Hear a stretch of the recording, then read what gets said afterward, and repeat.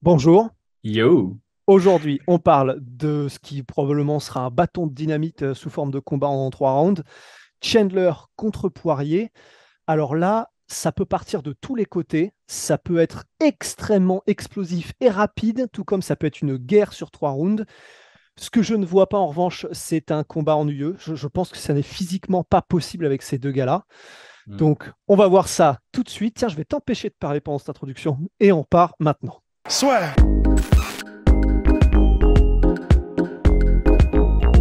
soit.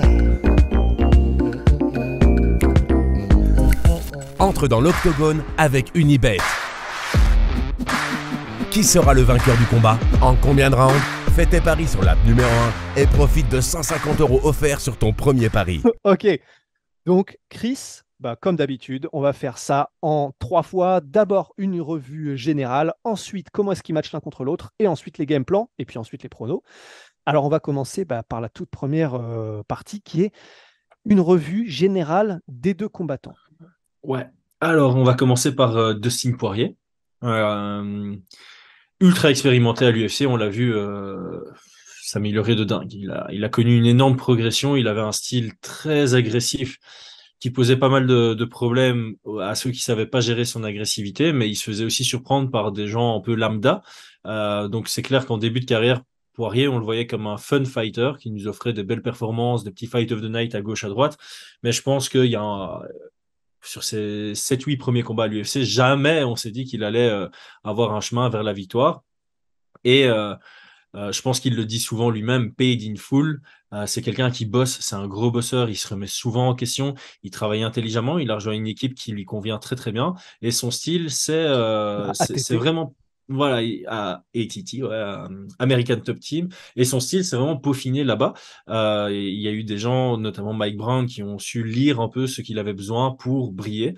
Et ce dont il avait besoin, en fait, c'était tout simplement de d'être capable de combattre proprement parce que naturellement et de manière innée, il est fait pour la bagarre, il est fait pour les échanges et du coup, il fallait simplement le rendre capable d'être compétent proprement et quand ses adversaires veulent initier une guerre, ben, qu'il est du répondant. Et donc, tout ce qu'ils ont travaillé, le point principal, c'est son positionnement de pied. Son positionnement de pied, il est maintenant excellent. Enfin, c'est bizarre, mais tu as l'impression que le bas du corps et le haut du corps sont un peu dissociés, dans le sens où ses pieds se déplacent de sorte à ce que, peu importe quand, il peut taper. Tu vois, il y a des gens, quand tu te déplaces, ben, il y a un laps de temps pendant lequel tu n'es pas en posture de frapper. De Signe Poirier, il s'est frappé avec son pied droit derrière, son pied gauche devant. Il s'est frappé avec son pied droit devant, son pied gauche derrière, en gaucher comme en droitier. Il s'est frappé comme Mike Tyson en square, donc en étant perpendiculaire à son adversaire. Et il prend ses positionnements de pied au moment opportun. Donc quand il est square, perpendiculaire à son adversaire, ce sont des crochets, des uppercuts qui sortent. Et quand il a pied devant, pied derrière, classique, c'est plutôt des jabs, des directs, des overhands, et même de temps en temps des crochets et des uppercuts. Et très bon kick aussi. Et donc pour finir, il a travaillé sa compétence à bien shifter, c'est-à-dire qu'avant, pour shifter, ce qui se passait, c'est qu'il surengageait, et parce qu'il surengageait, il shiftait. Ouais. Maintenant, il shift parce qu'il décide de casser la distance ou de couvrir une distance rapidement, et il est vraiment excellentissime pour ça. Il n'y a que les fins strikers qui arrivent à contrer ça. Hooker a bien bossé là-dessus, Joseph Duffy avait bien bossé là-dessus, mais il a encore réussi à peaufiner son jeu parce que Conor McGregor, qui est quand même quelqu'un qui a un excellent timing et une belle précision, a eu du mal à contrer les shifts de Poirier, alors que je faisais partie des gens qui disaient, OK, l'ouverture, elle est là pour McGregor. Donc voilà, il a peaufiné son jeu et il a ce Et, que j'appelle des bons yeux et aussi. juste par Ouais. rapport à ça, ce qui est en plus, si je me souviens bien, absolument génial, c'est qu'en plus, pour aller dans ton sens avec l'adaptation, c'est parce que les shifts aussi, il me semble, contre McGregor, il les a agrémentés de, à la fin des shifts, en fait, il changeait de niveau pour aller dans les Ouais, jambes. Et ce qui ouais. est extraordinaire comme adaptation aussi. C'est quelque chose qu'il faisait déjà, il l'avait fait contre Eddie Alvarez aussi, mais il le faisait moins. Et je crois qu'il l'avait fait contre Joseph Duffy également. Mais encore une fois, ça s'est amélioré avec le temps. Il a compris comment ça pouvait être contré, et puis il a trouvé des adaptations pour que ça ne le soit plus. Donc je reprends, pour moi, c'est quelqu'un qui a des très bons yeux. Je sais pas comment l'exprimer de manière différente, mais quand il est dans l'échange, tu vois qu'il a encore des petits mouvements de tête qui permettent d'esquiver sur des derniers moments. C'est pas anticipatif, c'est vraiment ses réflexes. Il travaille avec un gars qui s'appelle Mr. Muscle ou un truc comme ça. Tu sais, le gars qui travaille avec les blaze spots, là, les Ok, lumières, et tu ok. vois, genre c'est bleu, je dois taper là, c'est rouge, c'est là, et il travaille beaucoup ses réflexes visuels, et ça se ressent dans sa façon de combattre. Et alors finalement, on est obligé, quand on parle de Poirier, de parler de son système défensif Ouais. en anglaise.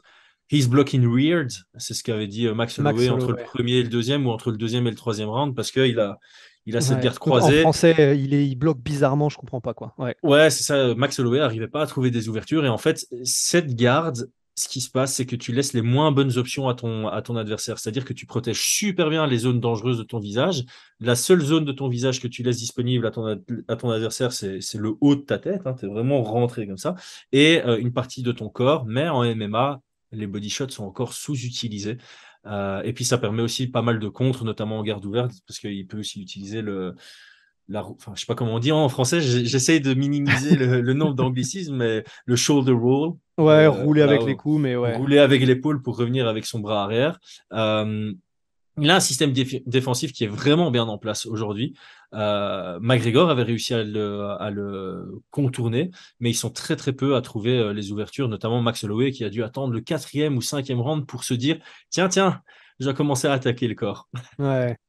Et Michael Chandler, alors, qui, lui, pour le coup, parce que ça, c'est quelque chose qu'on n'a pas forcément dit avec Poirier, mais Poirier, c'est pas quelqu'un qui va activement rechercher les mises au sol, même s'il l'a fait contre McGregor, et c'est ce qui a aussi changé le combat. Il peut le faire, et il l'avait fait même dans sa carrière sporadiquement avant, mais c'est pas quelque chose Mm. sur lequel on l'attend beaucoup. À l'inverse, Chandler, lui, c'est un gars qui utilise beaucoup sa lutte, même s'il est connu pour son pouvoir de KO. Ouais, il doit, hein. Michael Chandler, comment le définir? C'est quelqu'un qui travaille en burst. Donc, c'est quelqu'un Explosion, qui, ouais.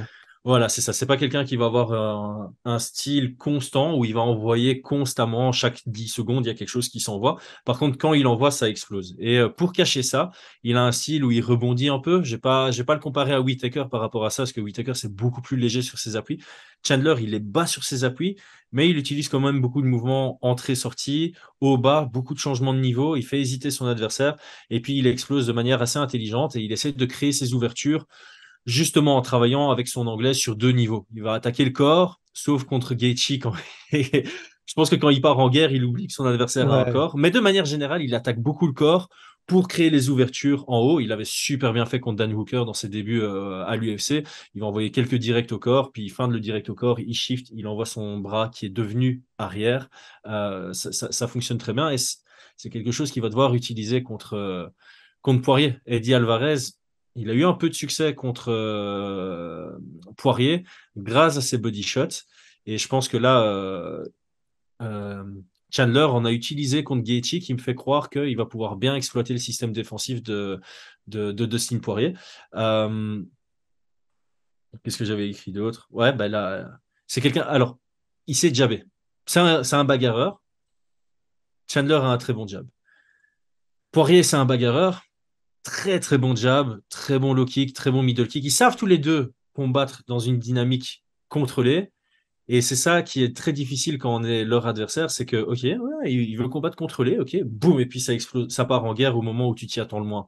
Et donc c'est ça qui est chouette dans ce combat, c'est que même si c'est contrôlé, même si les deux se disent, ok, game plan, je rentre pas à la guerre face à quelqu'un qui sait faire la guerre, je vais y aller contrôler, ça va être un beau combat technique. Mais je pense qu'il y a un moment où ça va, je peux dire partir en, oui, oui, oui, oui, oui. il y a un moment où ça va partir en couille. Bah, c'est ça. C'est ce qu'on attend tous et je pense que c'est ce sur quoi mise aussi l'UFC quand ils ont fait ce combat, même si ça a du sens dans les classements. Mhm. Mais alors, en plus de ça, on est en 3 rounds, donc il y a un petit peu moins cette pression, surtout pour Chandler, de se dire, OK, il faut que je fasse gaffe parce qu'il me restera 10 minutes après qu'on ait fait 3 rounds. Là, il ne l'a pas. Donc, est-ce que ça, bon, j'ai envie de dire presque la réponse est dans la question, mais c'est l'avantage peut-être majeur qu'a Chandler, c'est qu'il sait qu'il peut y aller pédale au métal pendant les 3 rounds. Eh ben, ça dépend.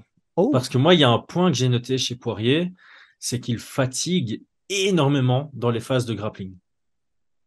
oh, Il fatigue énormément. On le voit contre Khabib. Enfin, évidemment, contre Khabib, tu vas dire tout le monde fatigue, mais contre Oliveira aussi, même contre Alvarez, tu vois que quand il y a une phase de grappling, il utilise beaucoup d'énergie et après ça, il a besoin d'un temps pour récupérer un peu et redevenir compétent et athlétique. Chandler, c'est quelqu'un qui est à 100% tout le temps, sauf peut-être sur la dernière minute contre Gaethje où tu voyais que ça commençait à peser. Mais donc, sur les 5, enfin, je m'étais dit, si c'était sur 5 rounds, Chandler aurait pu vraiment avoir un game plan autour de la lutte. Tant que lui est explosif, shooter, chaîner, ne pas lâcher, forcer Poirier à travailler et à fatiguer ses muscles pour qu'après, quand il soit debout, ben, ce soit plus lent, ce soit moins puissant, etc., etc. Sur 3 rounds, c'est un calcul un peu plus risqué d'aller lutter autant pour fatiguer parce qu'en fait, le Mm. temps auquel tu auras droit pour profiter de la fatigue chez Dustin se réduit gravement et tu as intérêt à aussi prendre les premiers rounds. Mais donc, je ne sais pas dire si c'est vraiment un avantage pour Chandler que ce soit en 3 rounds parce que ça dépend de sa stratégie. S'il avait une stratégie s'il a une stratégie de faire la guerre à Poirier, ça a son avantage parce qu'il peut tout lâcher sur 15 minutes et donc il peut être dangereux sur 14. Ouais. Mais s'il a une stratégie où il se dit il faut que j'agresse en lutte, 3 rounds, ça risque de faire court sur cette dynamique de combat. Et est-ce que tu penses qu'il peut mettre KO Dustin, c'est-à-dire vraiment sur une explosion, trouver techniquement la parade, parce que là on a parlé des body shots, enfin des coups au corps qui probablement auraient un impact. Est-ce que tu penses qu'il a la vitesse et deux, les compétences pour dépasser suffisamment Poirier et le mettre KO, ou c'est quand même compliqué? Moi, je ferme la porte à rien du tout en MMA. On a déjà vu un Bien Dustin sûr, ouais. Poirier se faire éteindre par un Michael Johnson, très Oh putain. rapide, sur un des rares moments où Poirier n'avait pas un bon positionnement de pied. Après, c'était encore sa phase transitoire, on va dire, où Poirier était en pleine progression. Et clairement, Chandler, je pense qu'il est capable d'éteindre quasi tout le monde. Il a encore suffisamment de peps et il peut surprendre à distance. Hein, c'est assez clair. Maintenant, voilà, la probabilité reste très faible. Elle est présente, mais Ouais. comme je dis, on a un Poirier qui est mature dans son jeu. C'est vraiment ça le mot. Il a un jeu mature. Il sait quelles sont ses forces et il sait quelles sont ses faiblesses. Donc, il a su construire son jeu autour de ça. Et il a une vraie responsabilité défensive, surtout en dehors de l'échange. C'est-à-dire qu'on va pouvoir trouver des bonnes ouvertures sur Poirier dans des guerres, dans les échanges, mais voilà, quand c'est à distance, quand c'est mesuré, quand c'est calculé, c'est difficile de trouver une ouverture parce qu'il a des bons réflexes défensifs. Il est souvent au milieu de la cage, donc il a cette option de désengager qu'il utilise souvent au bon moment. Et je pense qu'il a cette intelligence de se dire, bon, Chandler, c'est quelqu'un d'explosif. Je vais essayer de le maintenir à une distance très lointaine pour voir ses attaques venir. Et si on se rapproche, je vais pas commencer à laisser des ouvertures au niveau de mon visage et de mon menton. Donc ouais, il y a toujours une ouverture, mais celle-ci, elle est peu probable. Est-ce que tu penses que c'est possible que ça joue le fait que là, il ait eu deux title shots? Alors, c'est une discussion avant de passer au game plan et tout ça, mais est-ce que Poirier, pour toi, il peut, même sans forcément l'avoir intellectualisé, être passé à un stade de sa carrière où il a plus forcément la même fin, il vient plus avec la même motivation et ça impacte le combat qui va venir? Moi, je regarde très peu ce qui se passe en dehors de la cage, mais c'est vrai que c'est quelque chose que je m'étais déjà dit. Il a perdu 2 fois pour la ceinture. J'ai pas envie de dire de bêtises, mais est-ce qu'il y a quelqu'un qui a obtenu la ceinture à son 3e title shot en ayant perdu les 2 premiers? Je sais pas s'il y a un exemple. J'ai pas dans mes souvenirs, hein. J'y Ouais. réfléchirai plus tard. Mais voilà, effectivement, je pense que mentalement, c'est difficile. Alors même si Charles Oliveira, il n'est plus champion, et clairement, il n'était pas loin, ouais, on va pas se mentir, il était pas loin d'obtenir ce titre, cette ceinture contre Charles Oliveira. Khabib, il est plus là, mais on a un Makhachev où on se dit, bon, Poirier, ça va être compliqué contre lui. Donc ouais, mentalement, c'est peut-être ça. Et puis, 2 combats d'affilée contre McGregor, la Ouais. vie, elle est faite. Où est sa motivation? Où est sa motivation? Est-ce qu'elle est toujours au top? Moi, j'ai l'impression que Poirier reste un passionné du MMA, mais de temps en temps, ça suffit pas. De temps en temps, ça suffit pas. Il manque peut-être un peu de hargne à l'entraînement, alors que Chandler, c'est quelque chose, t'es sûr et Ah, certain. pff, T'es ouais. sûr et certain que le mec, C'est c'est une un machine de dalleux. guerre. Ouais. Ouais, c'est, voilà, riz, poulet, brocoli, comme ça, il a faim tout le temps, et pop, et comme ça, à l'entraînement, il se donne bien. Mais ouais, je pense que Chandler, il n'y a pas de question à se poser, il sera bien préparé. C'est vrai qu'on peut se poser la question par rapport à Poirier. Et alors, ben, là, du coup, c'est vrai que c'était plutôt du domaine de l'abstrait. Et maintenant, si on doit voir les game plans de l'un et de l'autre, qu'est-ce Mhm. que devrait faire, pour commencer par lui, Dustin Poirier s'il veut s'assurer, bon, c'est jamais sûr, mais en tout cas se donner les plus de chances de gagner contre Chandler? Alors, pour moi, la première chose, c'est un début de combat un peu mesuré dans l'observation. Pourquoi? Parce que Chandler, son gros défaut, c'est qu'il attaque toujours à 100%. C'est Hmm. extrêmement rare. Je dis, il a un très bon jab, mais même son jab, il l'envoie encore avec une certaine impulsion. Donc, si tu as son timing, tu as le combat entre les mains. C'est vraiment quelque chose, si tu commences à comprendre sa distance, sa façon de casser la distance, que ton cerveau, ton inconscient commence à comprendre la vitesse à laquelle il attaque et ce qu'il sait couvrir sur un certain timing, c'est là où tu peux commencer à jouer toi avec la cadence et le rythme du combat. Donc je pense que sur le début, euh, Poirier va devoir avoir d'abord un esprit responsabilité défensive d'abord, et puis j'attaque sur les resets. Chandler, comme il attaque avec beaucoup d'entrain vers l'avant, ben, ses resets, il sort pas sur un angle, il sort sur la même ligne d'attaque avec un peu moins d'impulsion, et donc il y a moyen de le suivre derrière, et Poirier est complètement capable de suivre quelqu'un avec une combinaison. Et une de ses plus belles, c'est contre Max Holloway, hein, où il le suit en ligne, Max Holloway recule en ligne, et puis c'est une séquence de 45 secondes non-stop. Et je pense Hmm. que c'est là-dessus que Poirier doit capitaliser. Je pense que c'est dans son intérêt aussi de rester sur un combat contrôlé, comme j'ai dit. Garde ouverte, il a un très très bon jab. On en parlait, je sais plus dans quel podcast, où on énumérait ceux qui avaient un bon jab en gaucher contre des droitiers. Ouais. Dustin Poirier en fait partie, on l'avait oublié. Et je pense qu'il est un peu plus compétent dans un format contrôlé que Gaethje, pardon, que Chandler, Chandler, ouais. que Gaethje aussi. Et, euh, et aller à l'échange contre Chandler en début de combat, c'est trop risqué. Il y en a une qui Ouais. touche, c'est fini. Et je pense vraiment que dans ce combat, Poirier peut plus se dire que Chandler, je vais gagner si on reste à un niveau qui n'est pas de l'ordre de la guerre. Et puis même pour lui, il a eu que des guerres, le gars. Il faut un moment qu'il se calme par rapport à ça. Je regardais son palmarès, j'étais là, je fais Eddie Alvarez, guerre. Gaethje, guerre. Ouais. Eddie Alvarez 2, guerre. Euh, Hooker, guerre. Ouais. Même Oliveira, enfin c'est abusé. Donc Holloway, guerre. Enfin voilà. Je pense qu'à un moment, il est capable de combattre de manière contrôlée. Il doit le faire. Et il doit juste accepter si Chandler le force absolument à faire la guerre. Mais au début, son mindset, ça doit être OK, je touche, je gagne mes points. Et quand j'ai mon ouverture, c'est là où je capitalise sur mes forces. Est-ce que il aurait intérêt à utiliser aussi les low kicks? C'est quelque chose qu'on l'a vu faire contre McGregor. Il s'en est pris beaucoup contre Gaethje et ça a failli lui coûter le combat. Mais quand lui le fait, alors en fait, surtout par rapport à quelqu'un qui est, il me semble, hein, qui est quand même Chandler très porté sur l'anglaise particulièrement, est-ce que c'est quelque chose pour le ralentir, pour lui casser un peu les appuis, que ce soit d'ailleurs pour la lutte ou pour les explosions debout? Est-ce que c'est quelque chose qui pourrait marcher pour lui? Sur papier, c'est intéressant de faire des low kicks sur Chandler. Mais en garde ouverte, Ouais, oui, c'est il vrai. faut Ouais. savoir kicker avec ta jambe avant, il sait le faire, mais ça, ce sera pas aussi impactant. Et encore une fois, ça revient sur ce système de 3 rounds. Et alors, si tu le kicks, tu dois absolument, toi, mettre la pression. Parce que si tu kicks un Chandler qui a, lui, le centre de la cage et qui peut exploser sur ton kick, il y a un risque qui est lié à ça. Donc, pourquoi pas?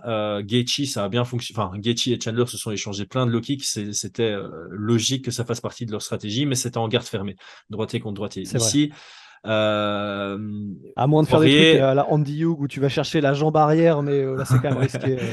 ouais, Poirier, c'est envoyer des bons low kicks en garde fermée contre McGregor. Il l'a fait, évidemment. Mais en garde ouverte, il n'est pas spécialement connu pour ça. Ouais. J'étais en train de chercher, parce qu'il y a quelqu'un qu'on a analysé il n'y a pas longtemps qui envoie de très, très. Allen. Allen a de très bons low kicks en garde ouverte, mais c'est pas le cas de Poirier. Parce que Poirier se déplace un peu moins. Allen est plus sur entrée-sortie latéraux, et donc il peut sortir sur l'extérieur et venir saper la jambe avant avec sa jambe avant. Il Mais faudrait que j'aille revoir. Ouais, j'avais oublié ça. Mm. ouais, Allen, il fait partie des bons exemples des low Du kickers en coup, garde ouverte. et de l'autre côté, pour Chandler, qu'est-ce que lui aurait intérêt à faire?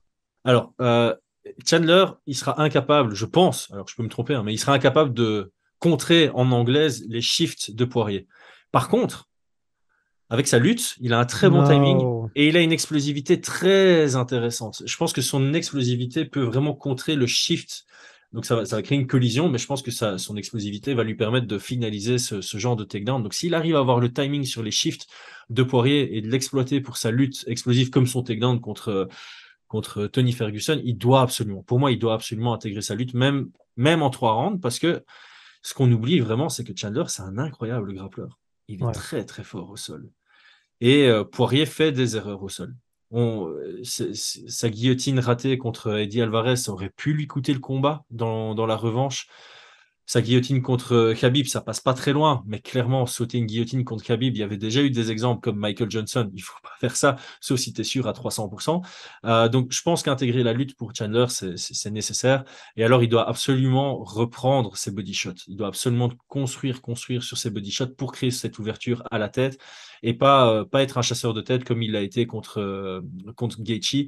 Il doit plus avoir une approche comme contre Hooker, mettre de la pression sans pour autant mettre de volume, bien exploser, bien exploiter cette garde, provoquer cette garde, essayer de chercher à faire mal au corps. Et une fois qu'il voit que Poirier change, il va peut-être changer de garde, venir sur un truc plus traditionnel. C'est là qu'il y aura des ouvertures sur le visage. Je pense que sur les échanges, la plupart vont être gagnés par Poirier.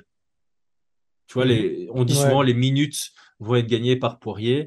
Par contre, Chandler doit avoir des gros moments pour combler et rattraper le score de ces minutes gagnées par Poirier. Donc, il doit trouver des ouvertures. Et pour moi, ouais, clairement, les coups au corps pour créer ces ouvertures et puis attaquer la tête après, c'est primordial. Et on dit souvent aussi, les gens qui sont forts en quelque chose sont pas très forts pour le défendre. Je sais pas si tu as déjà entendu ça. Ouais. Genre les combattants à pression, ils aiment pas être mis sous pression. Les très bons contreurs, bah, ils laissent des ouvertures quand ils engagent. Poirier, c'est quelqu'un qui shift très bien. Je pense que c'est quelqu'un qui défensivement va avoir du mal contre les shifts. Et Chandler a des très bons shifts. Donc, il peut les exploiter aussi. Et c'est ce que j'allais dire. Qui aurait des deux, mais moi j'aurais tendance à dire Chandler, mais vraiment le plus intérêt à mettre une grosse pression sur l'autre. Chandler. Ouais. Ouais, Chandler, parce que Poirier est très à l'aise quand il peut désengager. Il est un peu moins à l'aise sous pression, même s'il reste compétent dedans. Alors que Chandler, il va pas accepter d'être mis sous pression. Si tu mets la pression à Chandler, c'est une guerre au milieu de la cage. Poirier, ça dépend de son adversaire et je pense que face à Chandler, en tout cas au début, si Chandler met la Ouais. pression, Poirier va préférer l'accepter, chercher les déplacements pour pouvoir trouver ses ouvertures que de partir en guerre dès le début. Alors peut-être que ça va partir en guerre dès le début, c'est probable aussi, mais je pense que Poirier va vouloir avoir une approche un peu plus cérébrale cette fois-ci. En tout cas contre Chandler, c'est dans son intérêt. Et ben maintenant, le moment fatidique. À moins que du coup que tu aies quelques notes encore que tu voulais rajouter Non, non, peut-être. non, on a géré. On On a a géré. géré. Putain, c'est beau, c'est Ouais, ouais, magnifique. ça a été bon. Ça a Mais été alors bon. du coup, maintenant qu'on a tout ça dans la besace, tu vois qui? En fait, tu m'as perturbé avec ce truc de est-ce que Poirier est encore Mais moi aussi en motivé fait. pour sa carrière? Ouais. Et quand tu regardes, c'est vrai que dernièrement, tu vois, tu peux encore spéculer là-dessus, tu vois, ces dernières victoires. Bon, il perd contre Charles Oliveira, il est performant dans ce premier round, et puis voilà. Ces 2 victoires d'avant, c'est contre McGregor. Et là aussi, tu vois, tu pourrais partir dans le truc du complot. Est-ce que McGregor, il était encore là? Enfin voilà, il fait ses erreurs, etc., etc. Et puis avant ça, c'est que des guerres qu'il a enchaînées. Donc, est-ce que son menton est encore là? Est-ce que son mental est encore là? La vie, ça va pour lui. Il accepte de faire des placements de produits comme un influenceur de télé-réalité. Euh, Tu vois, maintenant que j'y pense, tu vois, à l'époque où je regardais encore les countdowns, donc ça remonte à il y a un certain temps. J'avais le temps pour ça, j'avais pas d'enfant et tout ça. Il parlait beaucoup de je fais ça pour ma fille, je fais ça pour ma fille, je fais ça pour to provide for my family. Ben là, clairement, et sa fille, les enfants de sa fille, les enfants des enfants de sa fille, ils sont tranquilles, hein. Ils sont tranquilles. Donc, euh, ouais, C'est ça en je, fait. ouais. Ça me Bah, fait hésiter parce que j'étais parti vraiment sur un Poirier ici, dans le troisième. TKO dans le troisième. C'est quoi, je vais rester sur cette intuition. J'ai pas envie de me faire influencer par les peut-être. les peut-être et tout ce qui s'ensuit. Je pense que ouais, Poirier, il vient d'une bonne équipe intellectuelle, etc. J'aime pas critiquer Sanford MMA, mais je les trouve pas réputés pour les game plans. Et Henry Hooft, il est très bon pour peaufiner le pied-point de ses athlètes, clairement, mais il n'est pas spécialement stylé dans l'établissement de stratégie. Et je pense que moi, fan de stratège que je suis obligé de privilégier les équipes. Sur des combats serrés comme celui-là, je suis obligé de privilégier l'équipe qui va prendre le temps d'analyser et de stratégiser l'approche du combat. Donc Poirier, TKO, 3e round. Juste pour quand même qu'on ait des trucs différents, je vais dire grosse surprise et Chandler KO premier round. Voilà, comme tu l'as dit et tu l'as Ouais, évoqué, c'est absolument possible sur une ouais. explosion. Et voilà. Et après, on aime Poirier, on le kiffe, il est stylé, il nous a apporté tellement de bonheur en tant que fan de MMA. Mais c'est vrai que cette histoire-là de motivation, je ne sais pas, ça se trouve, on se gourre complètement, il va arriver et nous prouver l'inverse. Mais c'est vrai que il y a des combattants et par exemple, on a discuté avec quelqu'un récemment de la team de Gustafsson qui nous disait qu'en fait, ça a complètement changé sa perception du combat, sa motivation à l'entraînement une fois qu'il a eu son premier enfant. Et apparemment, ça a été ça le début un petit peu du déclic. Je parlais aussi récemment à Alex SAS, du coup, qui disait que il y avait un de ses collègues parmi les forces spéciales qui, dès qu'il a eu un enfant, en fait, il était plus du tout dans le délire de prendre des risques. Et du coup, après une opération après son enfant, il a dit, OK, les gars, je ne veux pas vous mettre en danger, j'arrête. Et c'est vrai que là, comme tu l'as dit, il a sa sécurité financière, Dustin. Il n'a pas eu le titre, mais je pense que malheureusement, il le sait. Ça va être très compliqué d'aller le faire une 3e fois. Maintenant, c'est presque quasiment mort. Mhm. Et voilà, on en est un petit peu à ce moment-là de voilà, pourquoi vient-il? Et voilà, on va voir, on peut se gourer, mais j'ai peur de ça aussi. Donc je vais dans ce Non, et puis sens-là. c'est possible, hein, voilà. Il a déjà pris des KO au premier round, hein. On a parlé de Michael Johnson plus tôt. Alors, Premier ouais, combat contre McGregor. Face à des bons punchers, il a déjà été mis sacrément en difficulté à ce niveau-là. Donc, clairement, en lightweight, il résiste plutôt bien ouais, aux frappes, hein. On l'a vu contre Max Holloway, etc., etc. Même contre McGregor sur les derniers, il en prend des belles. ouais, Mais Chandler, c'est le genre de gars qui s'est allumé, quoi. Il s'est un tank. éteindre, donc totalement possible. Voilà. En tout cas, c'était la preview et l'analyse complète avec les pronos de Dustin Poirier contre, j'allais dire Charles Oliveira, Dustin Poirier contre Michael Chandler. Écoutez, dites-nous en commentaire ce que vous avez, vous, en tête en termes de pronostics et d'analyse. Et puis, moins 30 et quelques pourcents avec MyProtein. J'ai oublié. Oh, waouh, qu'est-ce que c'était C'est ça? quoi? J'y pense, tu vois. Je me dis, vous m'aviez envoyé ça en janvier. Ouais, 6. On est le 1er novembre, là. Il m'en reste encore un, c'est le dernier, je vais le mettre dans ma douche. putain. C'est tenace, hein. Ah Ça a un sacré bah. menton, hein. Ah, c'est des petits monstres, hein, ces trucs-là. C'est des Ça, Mark Hunt ça, de la savonnerie, hein. ça tient longtemps. Donc, petite pub Pour Onae, très bien honnête. sûr. Ouais, et je me lave tous les jours quand même, parce que ça aussi, si tu te laves toutes les semaines, bah, évidemment qu'il t'en reste un, tu vois. Non, Je on fait me, bien de préciser. je me lave tous les jours, il m'en reste un sur les 6. Ça tient la durée, quoi. Ça tient la durée, c'est amorti ce prix, hein. Ah bah attends. Et puis en plus, ce qui est bien, c'est qu'on n'a aucune bille dedans, puisqu'on ne connaît absolument pas les gens qui s'en occupent, hein. On n'est ni sponsorisé ni rien. Onae, on ne les connaît pas, mais franchement, ça a l'air quali. Donc évidemment, ce sont nos savons. Mais voilà. En tout cas, Chris, Nous savons. merci encore pour tout. Oui, c'est vrai, mais voilà, comme tu fais partie de la famille. Donc en tout cas, merci pour tout. À très bientôt. Et puis prends soin de toi, mon Dieu. Également. À toutes.